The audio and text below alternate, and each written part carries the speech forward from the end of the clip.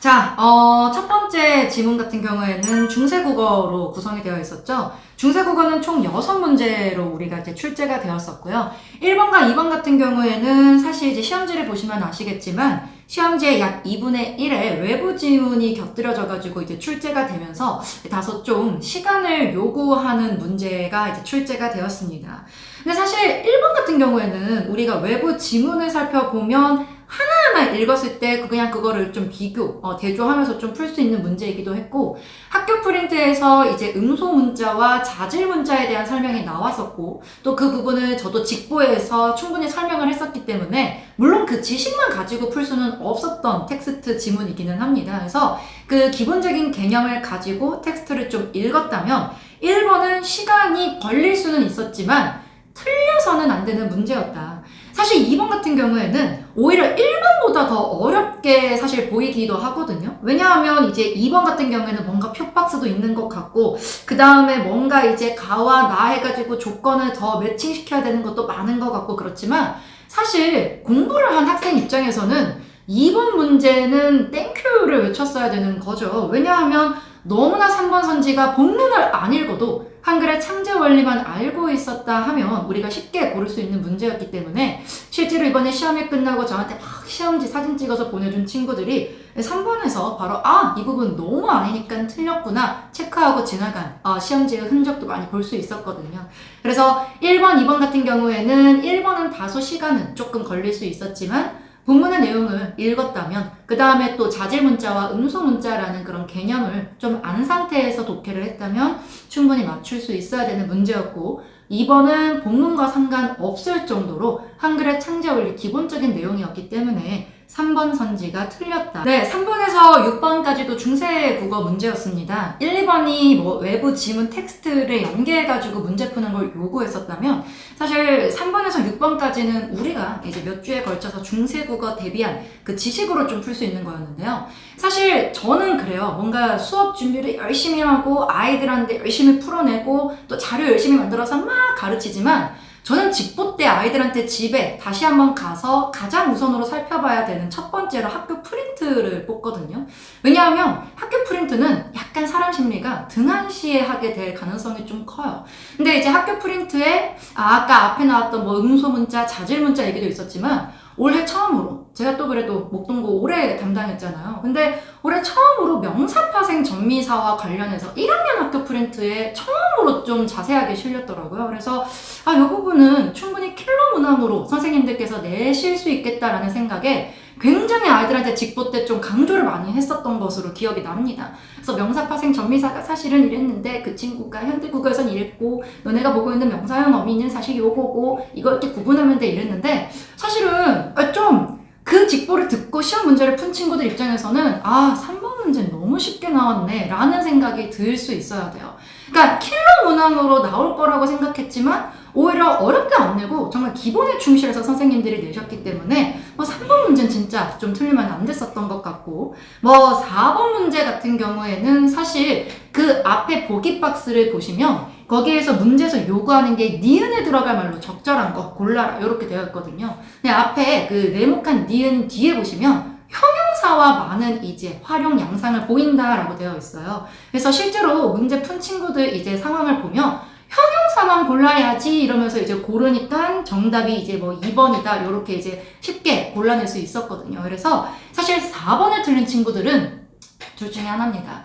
앞에 말만 딱 보고 흥분해서 바로 문제로 들어간 친구들이 뒤에 품사에 대한 힌트는 놓쳤을 가능성도 되게 크고, 아니면 정말 슬프지만 품사에서 동사와 형용사를 구분하는 방법을 아직까지 모르는 친구들도 있을 수 있어요. 사실 동사, 형용사 구분하는 것은 우리 1학기 때 이미 마스터를 했어야 되는 파트이기 때문에 4번도 거의 틀린 친구들은 적을 거다.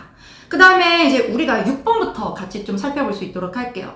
6번 같은 경우에는 사실 아이들이 좀 헷갈릴 수는 있었을 거라는 생각은 들어요. 왜냐하면 계속 이제 뒷반에 선생님께서 약간 헷갈리게 이 부분을 좀 설명하신 부분이 없지 않아 있으셨기 때문에 아이들 입장에서 계속 저한테도 그걸 질문을 했거든요.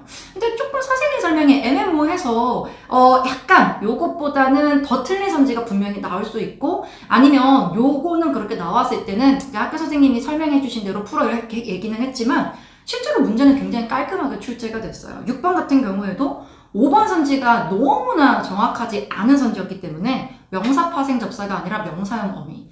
좀 속상한 얘기일 수 있지만 만약에 6번을 틀린 친구들은 정말 중세 국어의 기본적인 레벨 1로 공부해야 되는 부분들 있잖아요.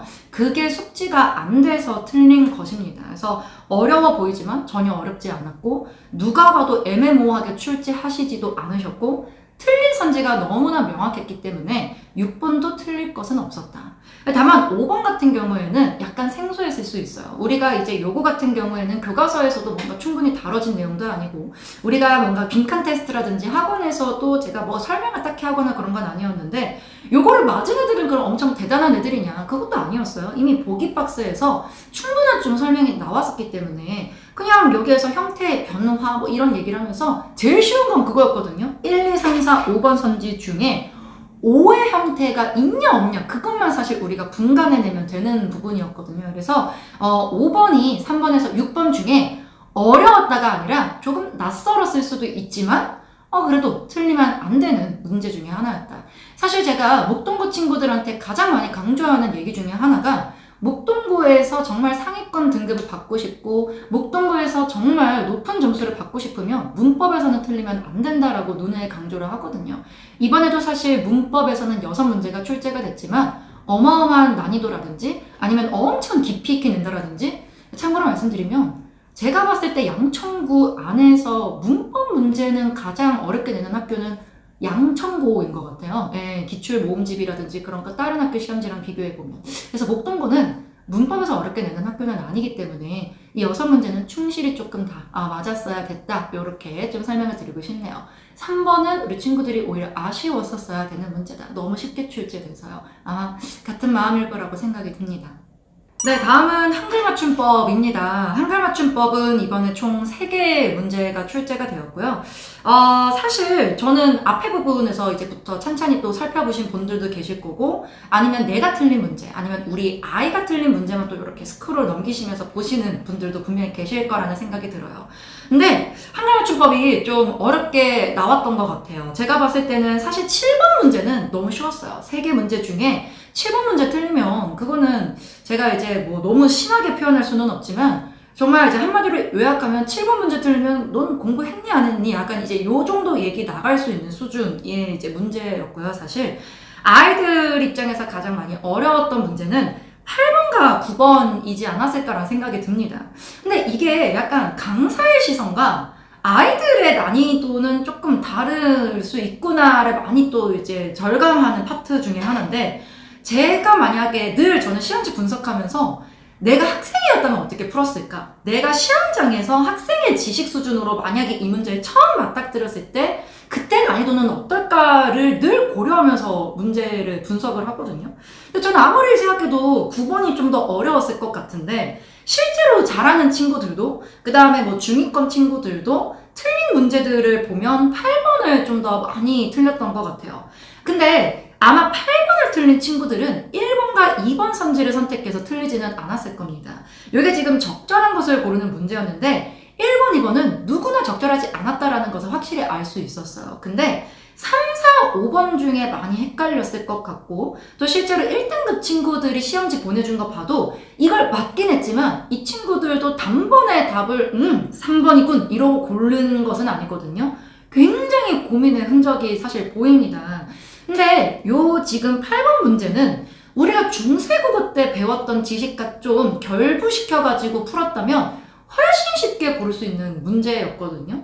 그러니까 약간 교과론적인 얘기를 좀 들어가자면 4번 같은 경우에는 사실 4번 선지가 이거죠. 리을은 앞에 오는 체온의 기능에 따라 가지고 뭔가 바뀌는 조사가 온다가 아니라, 사실 이걸 보고 있는 어머님들한테도 제가 여쭤보고 싶은 게, 딸기 가, 수박 이 뒤에 이와 가가 붙거든요. 근데 똑같은 주격 조사예요.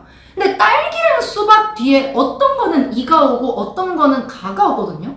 왜 우리는 그런 차이가 있죠? 당연히 앞에 체온의 기능이 아니라 앞에 체형, 명사, 앞에 단어에 받침이 있냐 없냐에 의해서 우리가 주격조사 가를 쓸 때도 있고 이를 쓸 때도 있는 거잖아요. 그러니까 이거를 요구하는 거였거든요. 지금 이 4번 선지 같은 경우에는.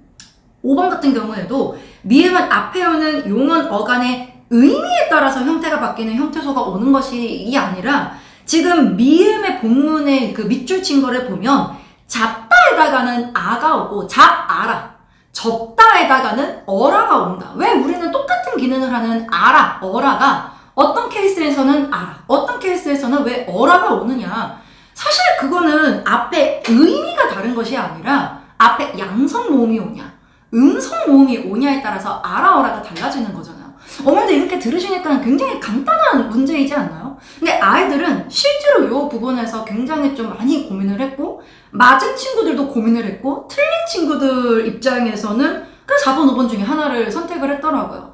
아마 4번, 5번을 선택한 친구들은 이 영상을 보든 아니면 그 친구들이 시험을 끝나고 같이 채점을 친구들과 하거나 뭐 이제 막 자기 집에 혼자서 이제 다시 복습을 할 때 내가 이걸 왜 틀렸지? 라는 생각이 들 거예요.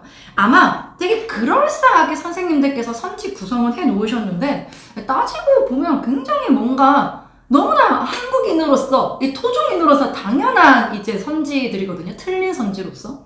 3번 같은 경우에는 하얗다가 뭐 자음 어미가 오면 하얗고가 되지만 뭐 뒤에 이제 모음 어미가 왔을 때는 뭐 하예서 뭐 이런 식으로 이제 바뀌는 디귿에 이제 아까 본문에 나와 있는 거에 해당하는 말입니다. 그래서 사실 제 입장에서는 8번이 그래 단번에 답이 안 나올 수는 있었지만 이게 정말 4번, 5번을 체크할 정도로 이게 그렇게 어려운 문제였나? 라는 생각이 들었거든요. 그래서 오히려 저는 8번보다 9번이 더 어려웠을 것 같은데 뭐 9번보다 8번이 점수 100점은 적으니까 이 둘 중에 만약에 하나를 틀린다면 오히려 점수 100점만 생각하면 8번을 틀리는 게 나을 수도 있겠다. 근데 마음 같아서는 사실 8번은 맞을 수 있는 문제였어야 된다라는 말을 전해드리고 싶고요. 그 다음에 이제 9번 문제입니다. 저는 9번 문제를 보고 이거는 진짜 어렵다 라는 생각이 들었어요. 원래 한국인들이 띄어쓰기를 굉장히 어려워합니다. 저 역시도 강사에 이제 종사하고 있으니까 요런 건 틀린 띄어쓰기야, 맞춤법이야 라는 것이 눈에 보이지, 사실 어머님도 이거 기역, 니은, 디귿, 리을, 미음 딱 보시면서 띄어쓰기 이거 제대로 된 거, 또 허용할 수 있는 거 단번에 고르시오 그러면 아마 어머님들도 좀 멈칫하게 되실 거예요. 근데 우리 친구들은 사실 어머님들이나 외부 3자들이 봤을 때처럼 멈칫해서는 안 됐어요. 사실 우리 친구들 제가 이제 뭐 제 자랑하는 것이 아니라 보기 1회 박스에 있는 지가 뭐 의존명사 지도 있고 어미의 니은지도 있으니까 얘들아 이거 구분 잘해라 라고 정말 그냥 직보 때 아이들한테 얘와 더불어서 헷갈리는 것 같이 설명을 하기도 했었고, 동시에 사실 그 밑에 나와 있는 오른쪽 다단 상단에 있는 거죠. 뭐 보조용어도 하나의 단어이므로 막 그렇게 세 가지에 단락이 나와 있거든요. 사실 거기에서 세 번째 동그라미 보조용어도 하나의 단어 이 친구랑 마지막에 나오는 앞말의 조사가 붙거나 앞단어가 합성용어 이 친구는 학교 프린트에 있는 부분이었어요, 여러분. 근데 그 사이에 있는 아어지다, 아어하다 이 친구는 학교 프린트에서 뭔가 이렇게 깊이 있게 다루거나 실려있지는 않은 부분이었거든요. 9번을 제가 어려웠다라고 판정을 하는 이유는 제가 그거를 9번이 정말 킬러 문제였다라고 생각하는 것은 학교 프린트는 학교 프린트대로 충실히 일단 봤어야 됐고, 그 다음에 그 내가 가지고 있는 지식을 토대로 안 나왔던 부분, 학교 프린트에 안 나왔던 것과 내가 학원에서 미처 듣지 못했던 것을 선별하면서 좀 골랐어야 되는 약간 그런 좀 높은 사고력을 이제 요구하는 문제였습니다. 앞에 이제 문제들 중에 제가 이 문제는 시간이 단축을 시켰어야 돼요. 이 문제는 오히려 너무 쉽게 나와서 아쉬웠었어야 됐어요. 이런 문제들에서 시간을 막 줄였다면 9번에서는 그 시간 모아놓은 것들을 좀 찬찬히 풀면서 좀 시선을 좀 집중해가지고 실수를 안 하도록 하나하나씩 좀 대조하면서 풀 필요가 있지 않았을까. 아마 이거 공부한 친구들은 기억 같은 경우에는 답이 안 된다라는 것을 쉽게 아셨을 거예요. 요거는 학교 프린트에도 있는 예시였고 직보 때도 같이 짚었으니까. 그럼 기억은 지워줬었어야 됩니다. 그럼 남는 건 3번, 4번, 5번인데 누가 봐도 니은은 맞는 말이거든요. 니은은 거기 네 번째 동그라미에 아어하다가 나와 있으니까. 그러면 리을과 미음 중에 아마 헷갈렸을 거예요. 이거를 틀린 친구들은 이런 생각을 하셔야 돼요. 나는 이런 거 못 풀어. 나는 내가 이것까지 풀 수가 없어 라는 게 아니라 시험지를 촬영해서 보내준 상위권 친구들도 이 문제는 단번에 풀었던 문제는 아니거든요. 이거를 맞추려면 어떤 사고 과정으로 풀었어야 되는지를 제가 말씀을 드리는 거기 때문에 조금은 귀 기울여서 들어줘도 될 것 같아요. 그러니까 지금 리을 같은 경우에 리을과 미음 같은 경우에 요거를 두 개를 비교 대조했었어야 되는데 미음은 사실 마지막 동그라미에 나와 있는 앞말이 합성 용언일 때는 무조건 띄웠어야 된다. 요게 학교 프린트에 나와 있었던 거고 요게 직보 때까지도 제가 이제 강조했던 세 가지 포인트 중에 하나였거든요. 그러면 속어 형식으로 조금 풀어보다 보면 정답은 3번이 되겠구나. 해당하는 것은 니은과 리을이 되겠구나. 누가 봐도 이게 디귿은 아니거든요. 그렇기 때문에 아이들이 지금 3번 아니면 뭐 4번 중에 많이 고민을 했을 텐데 미음을 우리가 골라낼 수 있는 능력은 학교 프린트를 얼마나 끝까지 좀 잘 보았는가 요거에서 좀 당락이 갈렸다라는 생각이 들어요.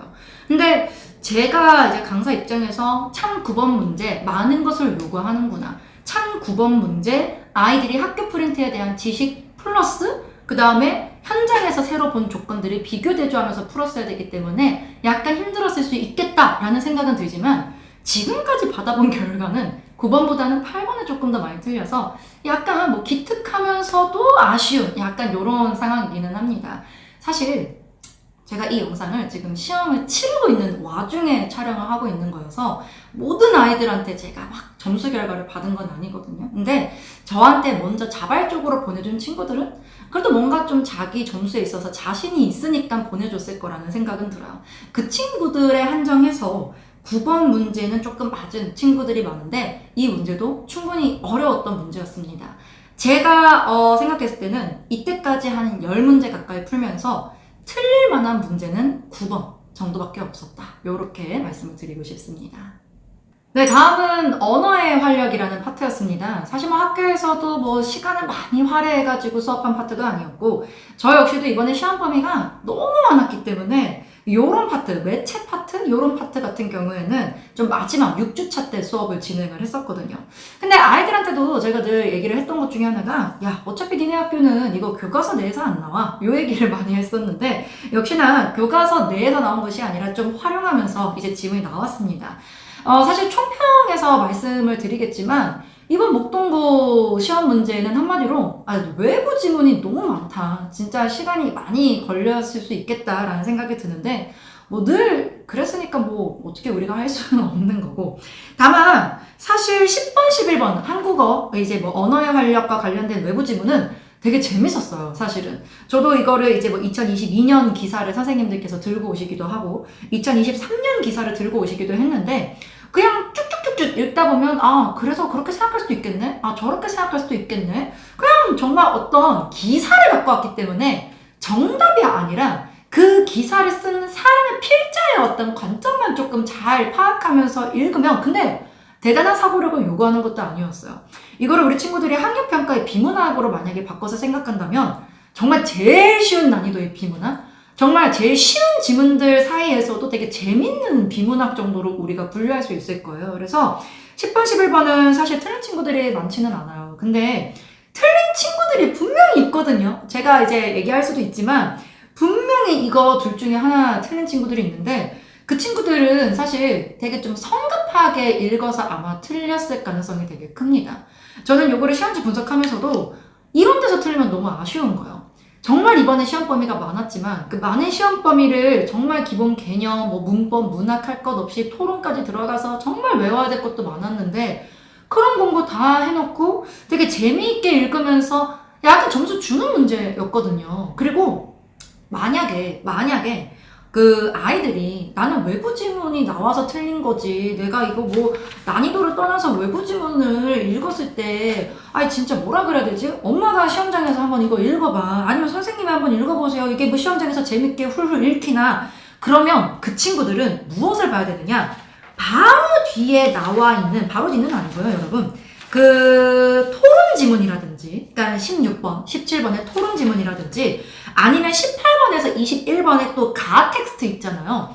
우리 아이가 요 지문의 문제는 어떻게 풀었는지를 꼭 살펴보셔야 돼요. 그러니까 엄마, 나는 외부 지문 긴 게 새로 내가 뭐 공부를 하지 않았는데 시험장에서 처음 보는 외부 지문이 쫙 출제가 되면 나는 그 긴 글을 읽을 때 막 정신이 해이해지고 막 집중도 잘 안 되고 아니 읽었는데 이게 뭐 이해가 안 돼서 읽은 거 또 읽고 또 읽고 만약에 그 아이가 뒤에 토론 지문이라든지 아니면 아까 제가 말씀드린 것처럼 가텍스트 18번에서 21번 그 문제까지도 만약에 우리 아이가 틀렸다. 그러면 진짜 그 말이 맞을 수도 있어요.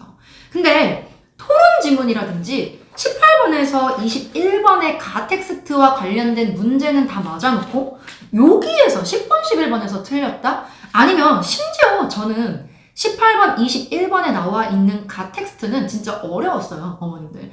또 이제 그 부분 같은 경우에는 좀 찬찬히 정리하면서 읽었어야 되는 부분들도 되게 많았기 때문에 사실 토론 지문만 가지고 비교를 해봐도 이거 만약에 토론 지문 다 맞았는데 얘는 틀렸다? 그러면 정말 이거는 우리 아이가 뭐 독해력이 약하거나 그런 게 아니라 좀 성급하게 읽다가 실수를 했을 가능성이 훨씬 높아요. 그래서 만약에 요거를 학생들이 직접 보는 케이스에도 본인이 이때 시험장에서 어떻게 조금 읽었는지 오히려 제가 요런 예시도 좀 들어드리면 좋을 것 같은데 저번 중간고사 때 이제 2등급을 받은 친구가 있어요. 되게 또 잘하죠. 그 친구는 이제 1학기 처음 중간고사 때보다 계속 이게 등급이 하나씩이라도 계속 올라가고 있으니까요. 처음에 5등급, 그 다음에 이제 뭐 3등급, 그 다음에 2등급까지 올라왔으니까. 근데 그 친구가 처음에 1학기 중간고사 5등급을 받았던 이유가 외부 지문을 너무 꼼꼼하게 읽다가 시간이 부족해서 뒤에 못 풀어가지고 시험을 좀 망한 케이스였는데 오히려 그 친구 같은 경우에는 좀 빨리 읽어야 되겠다. 내가 시간이 부족해서니까 빨리 읽어야지. 그 강박관념 때문에 오히려 여기에서 한 문제를 틀렸더라고요. 물론 그 친구가 전체적으로 틀린 개수가 이제 많지는 않지만 그 친구 입장에서는 이제 요런 거를 오히려 더 빨리 읽었다가 이런 거 틀리게 되면 되게 속상한 거죠.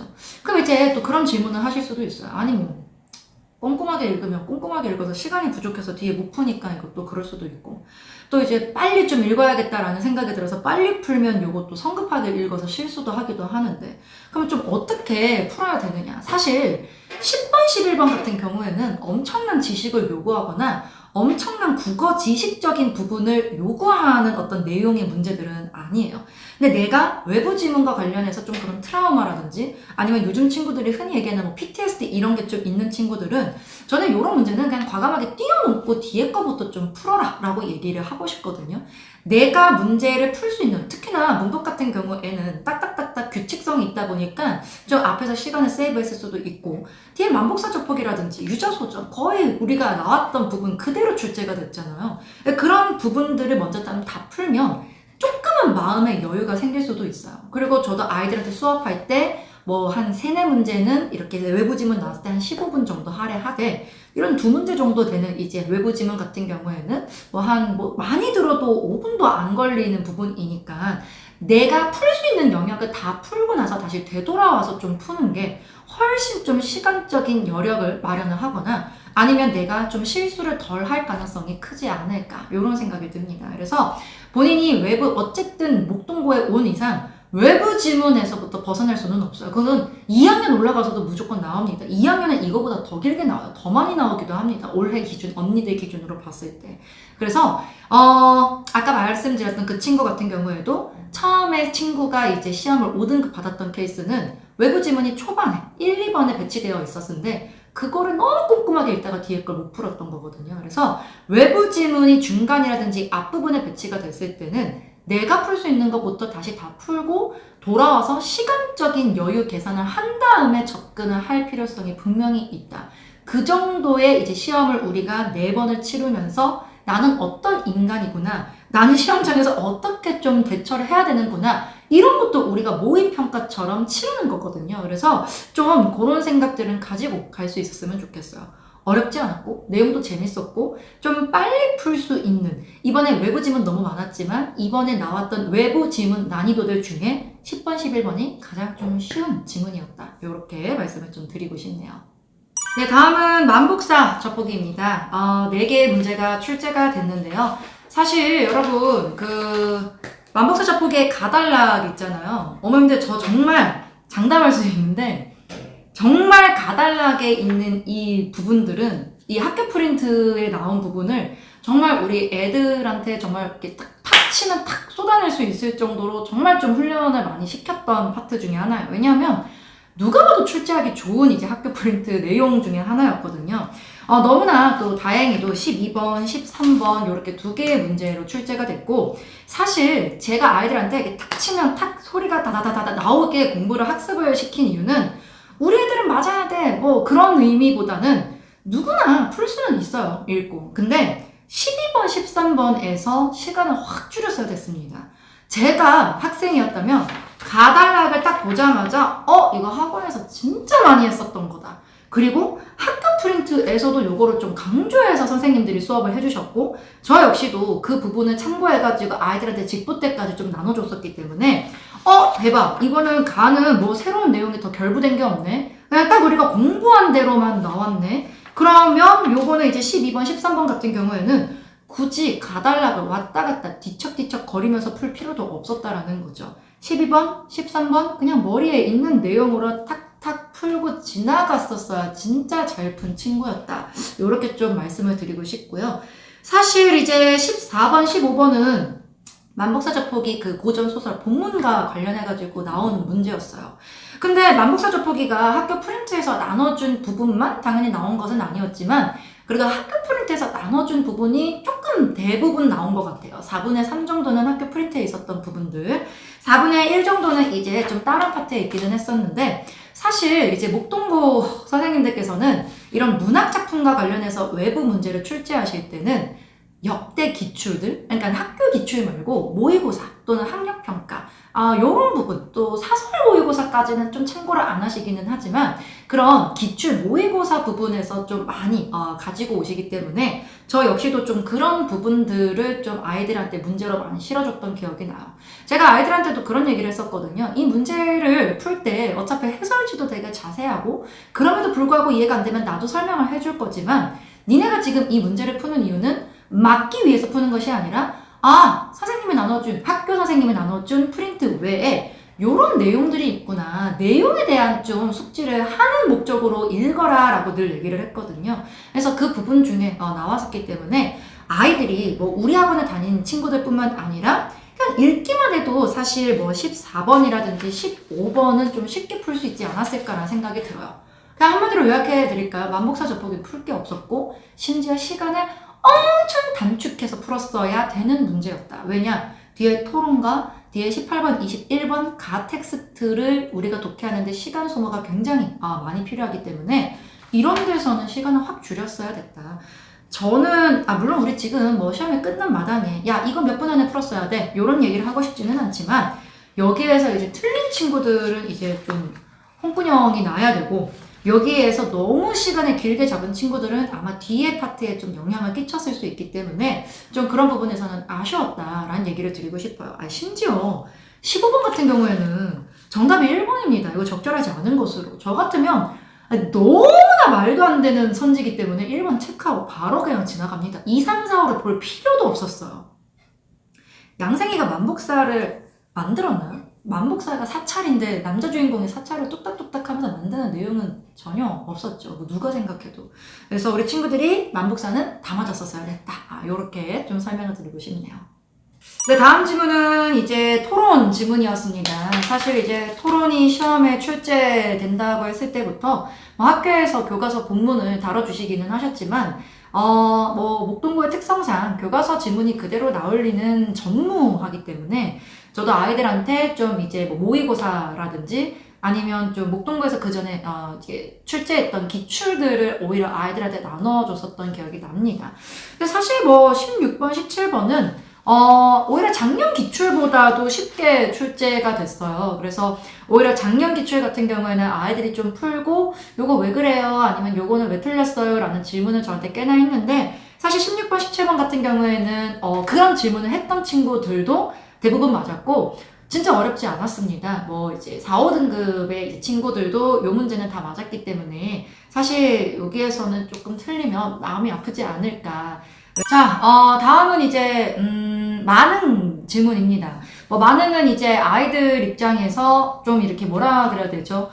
어려웠을 거라는 생각은 들어요. 근데 사실 문제가 어렵다라기보다는 가 텍스트가 사실 좀 어려웠어요. 이번에 목동고는 좀 외부 지문이 긴 것들이 많이 나왔습니다.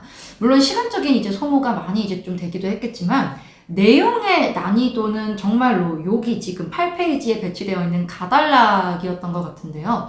앞에 토론이라든지 아니면 뭐 앞에 사실 이제 만복사적 보기는 사실 외부 지문이라고 할 수는 없어요. 학교에서 나왔던 부분이기 때문에.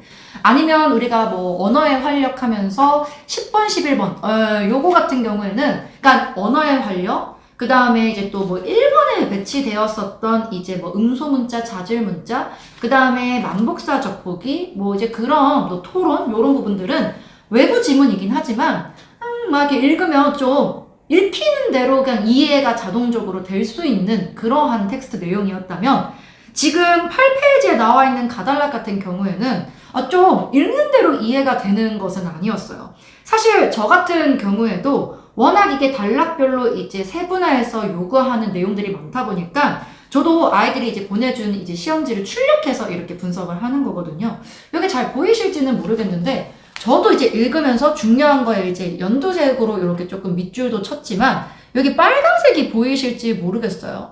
그냥 이제 텍스트를 읽으면서 요 말은 요거랑 똑같은 말이고 요 말은 또 요거랑 똑같은 말이고 밑에도 이제 쓸 자리가 없어서 여기에다가도 이렇게 조금 이렇게 제가 정리를 해놨는데 결국에는 제가 요거를 읽으면서 들었던 생각은 그거예요. 아이들이 요거는 내용이 좀 길기도 했지만 긴 거를 떠나서 내용 자체가 단번에 이해되는 것은 아니었거든요. 하나의 카테고리에 세분화가 되고 세분화된 거에서 또 세분화가 되고 요런 이제 내용들의 구성이었기 때문에 긴 글을 처리하는 방식을 아는 친구들이 여기에서 안 틀렸을 가능성이 굉장히 높습니다. 사실 이거 시간 무한정으로 주고 그 다음에 아이들한테 이거 틀린 애들이 대부분 18번 문제를 좀 많이 틀렸거든요. 근데 18번이나 19번 문제를 틀렸던데 18번과 19번을 다시 한번 풀어봐봐. 시간 무제한으로 주고 그러면 애들 금방 찾아요. 이거 뭐 여기에서 이 얘기지 여기에서 이 얘기지. 근데 시간이 없기도 했을 거고 내용이 좀 이렇게 뭔가 이렇게 가닥가닥으로 똑같은 말은 요거 요 말에서 또 똑같은 말은 요렇게 동어치원 이런 식으로 될 수 있는 거를 정리를 안 해놨다면 사실 1번 선지부터 5번 선지까지 18번, 19번이든 1번에서 5번 선지까지가 다 본문에 나와 있는 말이기는 하거든요. 그래서 아이들 입장에서는 이게 좀 막판에 이제 상황이 이제 치달은 상태이기도 하고 시험 막판이기도 하고 좀 마음이 조급해서 조금은 앞에서 읽은 내용들이 선지에서 바로 뭔가 이렇게 눈에 안 보였을 수는 있어요. 근데 우리가 늘 그렇게만 얘기하기에는 좀 너무 무책임한 거 아닌가요? 이 약간 시험 막판이었기 때문에 내용도 어려웠고 그러니까 너네가 한 번에 선지가 안 보였을 거야. 그러니까 다음엔 잘해. 이렇게만 얘기하고 끝나기에는 사실 좀 너무 허무맹랑하다라는 거죠. 그러니까 좀 긴 글을 읽을 때 이번에 18번이라든지 19번을 틀린 친구들은 내가 이 지문을 읽을 때 그냥 막 룰루랄라 읽는 그냥 줄 치면서 무의미하게 줄 치는 친구들도 그것도 문제예요. 그러니까 뭐가 중요한지 아니면 안 중요한지 덜 중요한지 어떤 게 포인트인지를 구분하면서 보지 못하고 전부 다 그냥 습관적으로 밑줄 치는 여기에서 되게 또 많이 틀린 친구들도 있는데 어쨌든 내가 중요한 파트와 중요하지 않은 파트의 내용을 구분할 수 있는 수준들 그런 것이 좀 요구되는 파트였다. 그래서 그거를 하려면 사실 좀 평소에 긴 글을 읽는 연습 또 비문학 솔직히 비문학보다는 내용의 깊이나 그런 거는 없어요. 하지만 우리가 비문학이라는 텍스트를 읽으면서 늘 훈련하는 게 뭐죠? 이 내용은 그래서 중요한 거고 이 단락에서는 요 얘기를 하기 위해서 앞에 이러한 디폴트라 그러죠. 요러한 이제 백그라운드가 형성이 됐고 그런 좀 글의 흐름이라든지 여기서 얘기하고 싶은 진짜 키워드 같은 거를 좀 골라낼 수 있어야 되는데 이거 틀린 친구들은 정말 자기 시험지 보면서 정말 많은 내용을 담고 있는 가 파트였는데 여기서 내가 읽는 당시에 어떤 정보들을 발췌하면서 읽었는지 아니면 이 글을 읽을 때 내가 옆에 좀 정리라도 하면서 읽었는지를 좀 생각해 볼 필요가 있어요.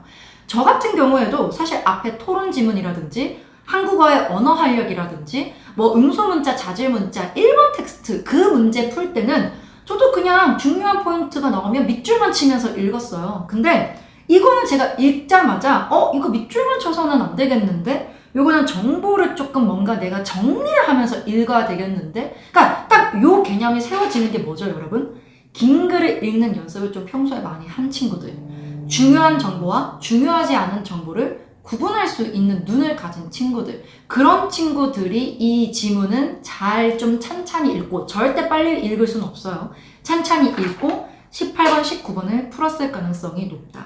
18번도 사실 적절하지 않은 게, 이 시험지가요, 또 이 친구가 이게 보면 또 속상해할 수도 있지만, 이 시험지를 준 친구가 농부를 되게 잘하는 친구입니다. 이 친구도 이제 18번 문제를 이제 이렇게 틀린 것을 이제 확인이 아마 되실 텐데, 이거 18번 문제 틀린 건데, 그냥 이 친구도 제가 이 시험지를 보면서 되게 안타까웠던 게, 요 지금 4번이 틀린 선지인데, 4번이 틀린 이유는 그 두 번째 문장 끝에부터 보시면 형식적 무제한성을 통해가지고 보여주고 있다라고 되어 있는데, 무제한성, 형식적 무제한성은 앞에 본문 초반에 나온 가사 장르에 대한 얘기였거든요. 근데 이제 사실 뭐 나달락 같은 경우에도 전부 다 이건 연시조와 관련된 작품들이기 때문에 너무나 쉽게 좀 이제 고를 수는 있었지만, 정보를 나누면서 본 흔적은 없어요. 이 친구도 정보를 나누면서 어떤 게 중요한 정보인지 옆에 쓰면서 읽거나 그런 흔적은 없었기 때문에, 요런 이제 작업을 하지 않은 친구들이 18번과 19번을 틀렸을 가능성이 굉장히 높다. 그래서 사실 이번 시험 같은 경우에는 앞에서 틀릴 거였으면 한글 맞춤법에서 뭐 이제 9번 문제 이제 좀 틀릴 수 있었을 것 같고, 이 친구 또 9번 문제는 맞았어요. 근데 또 이제 뒤에서 틀린다면 여기 파트에서 아마 틀렸을 가능성이 높지 않을까. 20번 문제, 21번 같은 경우에는 사실 이제 뭐 틀리면 좀 안 되는 문제이긴 했습니다. 그러니까 오히려 틀릴 거면 18번이라든지 19번에서 틀렸어야 돼요. 20번 같은 경우에는 만흥이 시험 범위에 나온다라고 선생님들께서 공지도 하셨고, 학교 선생님들 필기본 받아보니까 학교 선생님들도 굉장히 자세하게 수업해 주셨던데요. 저도 자세하게 수업하지만, 그래서 그 정도 학교나 학원에서 자세하게 수업을 했다면 20번은 틀리면 안 되는 문제. 21번은 물론 외부 작품, 강호사시가와 관련된 문제였지만, 이거는 그렇게 어려운 난이도의 외부 작품은 아니었기 때문에 진짜 좀 쉽게 풀 수 있었을 겁니다. 그래서 18번과 19번을 틀린 친구들이 아마 대부분일 거고, 요거를 틀린 친구들은 정말 본인이 이 시험을 풀 때 내가 좀 중요한 부분들, 또 이제 좀 체크하면서 봐야 되는 부분들을 나누면서 읽을 생각은 좀 했는지, 앞에 외부 지문과는 좀 다른 양상이기 때문에 좀 다른 호흡으로 접근을 했었어야 했다. 이런 말씀을 좀 전해드리고 싶습니다. 자, 이자소전이 이제 마지막 문제였는데요. 한 문제 나왔습니다. 외부 지문이 당연히 좀 결부돼서 나올 거라고 생각했는데, 교과서 내에서만 선생님들께서 좀 깔끔하게 출제를 하셨고요. 이런 것도 처음입니다. 네. 문제가 되게 쉬웠기 때문에 이거는 아마 안 틀렸을 거예요. 그래서 요거는 제가 딱히 뭐 드릴 말씀은 없지 않을까, 이런 생각이 드는데, 아마 앞에서 외부 지문이 이미 충분히 많이 나왔기 때문에 유자소전까지는 선생님들께서 외부랑 이렇게 막 연계해서 내시지는 않았던 것 같아요. 얘는 맞아야죠. 이거 틀리면 걔가 안 읽은 거예요. 요거는 그냥 수업을 안 듣고 그냥 안 읽은, 그냥 본문 자체를 안 읽은 거야. 진짜 읽기만 해도 풀 수 있어. 정말 어머님들께서 이거 재밌거든요. 어머님들 유자소전 이거 되게 재밌어요. 이거 그냥 여기 발췌된 것만 읽어보셔도 틀린 것은 정답 3번이구나 하실 수 있어요. 그래서 이거는 시험장에서 공부를 안 했어도 시험장에서 읽어서도 맞았어야 됐다. 너무 잔인한 얘기일 수 있지만 진짜 그 정도는 아니었다. 난이도였다. 라고 말씀을 좀 드리고 싶습니다. 네, 총평입니다. 사실 이제 1학년이 끝이 났습니다. 1학년이 끝이 났고, 얼레벌레 하다가 이제 1학년이 끝이 난 친구들도 있을 거고, 뭔가 단계별로 점핑하면서 이제 1학년을 끝마친 친구들도 있을 겁니다. 사실, 올해는 좀 시험이 4번을 이제 보잖아요. 1학기 때 중간 기말, 2학기 때 중간 기말. 근데 난이도를 따지면 그 다음에 뭐 지금 같은 경우에는 뭐 중상 요렇게 아니면 뭐 중상 요렇게 볼 수 있을 것 같아요. 그러니까 중간고사가 쉽지 않았었던 것도 맞고, 그 다음에 뭐니 기말고사는 시험 범위가 굉장히 많았던 거에 비해서는 난이도가 아주 막 너무 어렵지는 않았다. 그래서 시험을 사실 지금 아이들이 보는 와중이기 때문에 국어만 끝나고 제가 단체 문자를 쏘지는 않았어요. 아이들이 이제 다 끝나고 채점을 하는 친구들도 있어서 같이 좀 상황을 보고 싶었는데 저한테 먼저 이제 보내주는 친구들의 말에 의하면 또 이제 또 제가 봐도 이때까지 이제 중간고사에 비해서는 또 1년에 4번의 시험 중에서는 조금은 쉬웠던 편에 상대적으로 쉬웠던 편에 속하는 시험이지 않았나라는 생각이 듭니다. 근데 외부 지문은 확실히 많았어요. 외부 지문은 확실히 많았기 때문에 좀 시간의 어떤 효율성이라든지 이런 거는 좀 잘 체크할 필요가 있었을 것 같습니다. 직고 때 친구들이 그런 얘기를 하더라고요. 많은 친구들이 자퇴를 해서 사실 지금 1등급이 또 카운팅이 14명까지로 훅 줄어들었다 이런 얘기를 하더라고요. 그래서 제가 봤을 때는 그렇다고 100점이 14명이 나올 것 같지는 않습니다. 지금 저한테 미리 연락을 준 친구들 같은 경우에는 다 맞은 친구가 이제 2명 정도 있는데, 뭐, 더 이제 나중에 나올 수도 있고, 또 아니면 다른 친구들과 상대적으로 비교해보면, 뭐, 요 정도 컷이 되겠다라고 제가 말씀드릴 수도 있을 것 같지만, 현재 지금 제가 봤을 때는 한 개까지 틀려야 우리가 좀 1등급을 바라볼 수 있지 않을까라는 생각이 듭니다. 근데요, 지금 저한테 100점 맞았어요 라고 연락을 준 2명의 친구들이 중간고사 때 다 맞은 친구들은 아니에요. 어머님들, 또 친구분들. 그래서 제가 봤을 때는 중간과 기말을 합해서 2개 정도 틀린 친구들은 1등급에 무난히 안착할 수 있지 않을까. 근데 사실 2개까지가 마지노선일 것 같기는 해요. 그리고 좀 선생님들께서 수행평가를 조금은 잘 주시려고 약간 이렇게 좀 노력하시는 게 보이기 때문에 수행에서 좀 감점이 안 된다라는 전제 하에 그 다음부터는 이제 뭐 2등급은 중간과 기말을 합해서 제가 봤을 때는 뭐 3.5개. 예, 왜냐하면 왜 3.5개라고 말씀을 드리냐면 3개까지는 무조건 2등급인데 중간 기말 다 합해가지고 4개까지 이제 틀리면 그 어떤 이제 배점을 받냐에 따라 가지고 어떤 배점의 문제를 틀리냐에 따라 가지고 조금 달라지지 않을까 이런 생각이 들거든요. 그래서 만약에 통합하면 좀 그런 식으로 1등급은 중간 기말 다 합해서 2개, 그 다음에 2등급 같은 경우에는 중간기말 다 합해서 마이너스 3.5개. 그 다음에 3등급 같은 경우에는 중간기말 다 합해서 5개. 뭐 약간 이런 식으로 우리가 좀 생각해 볼 수 있지 않을까. 근데 또 제가 되게 짜게 매기는 거일 수도 있어요. 왜냐하면 저번에도 제가 이제 뭐 4개 틀린 친구들은 3등급이 좀 힘들 거예요. 뭐 이런 식으로 약간 좀 말씀을 드렸는데 4개 틀려도 사실 뭐 어떤 배점을 틀리냐에 따라서 3등급에 걸쳐지는 친구들도 있더라고요. 그래서 우리 친구들이 일단은 결과는 나와봐야 아는 건데 상위권 1, 2등급은 제가 말씀드린 게 아마 맞을 거예요. 예. 3등급과 4등급은 아무래도 이제 퍼센테이지도 조금씩 넓어지기도 하고 수행평가 반영 비율도 있고 요게 조금 많이, 왜냐하면 상위권 친구들은 수행평가도 잘 받아요. 정말 상위권 1, 2등급 친구 중에 막 수행평가 마이너스 3점 되고 이런 친구들은 진짜 드물거든요, 사실은. 그래서 3, 4등급은 제가 말씀드린 거에서 조금 이제 어긋날 수도 있지만 1, 2등급 친구들은 아마 제가 방금 말씀드린 게 조금 많이 적중을 하지 않을까 이런 생각이 듭니다. 사실 저는 1학년이 끝나는 상황에서 늘 이제 말씀드리는 총평 중에 하나는 2학년 선생님 시험지는 또 다릅니다. 예, 2학년 선생님들 시험지는 늘 다르고 1학년과는 다를 수밖에 없어요. 왜냐하면 이 선생님 구성진이 2학년으로 그대로 올라가는 것은 아니잖아요. 그래서 지금 현재 이제 언니들 같은 경우에 2학년 시험 문제는 좀 어떻게 나왔는지, 또 그전에는 또 어떻게 나왔는지, 그러니까 학교 그 안에 선생님들이, 특히나 목동은 사립고등학교이기 때문에 선생님들의 변동이 거의 없으시잖아요. 학년의 변동은 있으시지만 그 선생님들이 계속 목동고에 계시기 때문에 좀 그 선생님들의 성향을 우리가 좀 빨리 공략해서 적응할 필요는 있어요. 근데 다만 우리가 2학년 1학기는 이렇게 문법이 시험에 들어가는 건 아니고 문학만 시험에 들어가는 건데 우리 목동고 친구들 그 학교 사이트에 들어가면 기출 다운받을 수 있잖아요. 아마 2023학년도 1학기 언니들 거 2학년 1학기 기말고사 시험지 한번 국어 다운받아서 한번 봐보세요. 정말 기가 막힙니다. 정말 너무 어려웠지만 정말 외부 지문이 어마무시하게 들어가 있고 시험지 12장 안에 선생님들이 그 많은 내용을 실기 위해서 폰트 진짜 촘촘하거든요. 그래서 지금 외부 지문 요 정도 나온 거 많기는 하지만 이거 가지고 뭐 2학년 때는 이렇게 안 나올 거니까 내가 시험을 잘 볼 수 있지 않을까? 이런 생각보다는 내가 외부 지문이 나왔을 때 좀 어떻게 그거를 대처해야 되는지를 빨리빨리 좀 적응을 해나가는 게 필요할 것 같아요. 오히려 2학년 언니들 같은 경우에는 문학은 진짜 완전 낯선 작품들로 나오는 거기 때문에 이것보다 더 어렵기도 하거든요. 정말 2학년 1학기 문학 내신 대비하기 위해서 이번에 수능도 사실 문학이 되게 어려웠잖아요. 그래서 난이도가 굉장히 이제 등급이 많이 낮아졌는데 정말 겨울방학 때 문학 공부 많이 좀 철저하게 해놓으셔야 될 것 같습니다.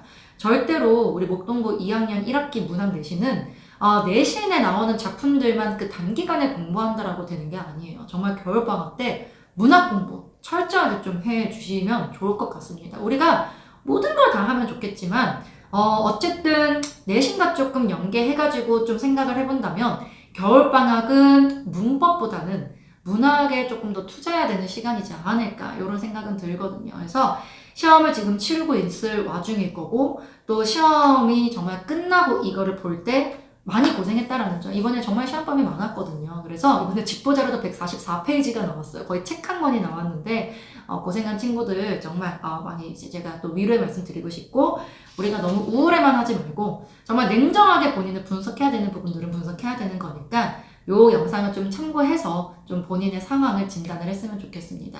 겨울방학 문학 공부 정말 열심히 하셨으면 좋겠습니다. 그러면 저는 여기에서 해설 강의 마칠 수 있도록 할게요.